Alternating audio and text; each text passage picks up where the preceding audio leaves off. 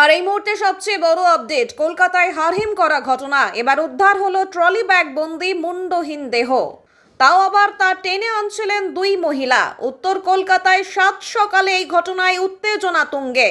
মঙ্গলবার সকালে আহিরিটোলার কাছে কুমোরটুলি ঘাটের ধারে দুই মহিলাকে ভারী ট্রলি ব্যাগ টানতে দেখে স্থানীয়দের সন্দেহ হয়।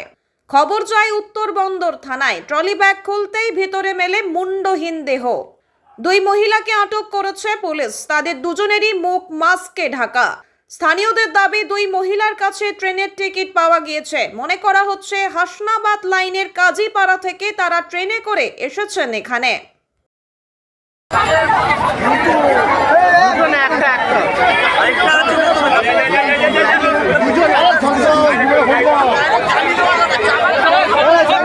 তারা বলি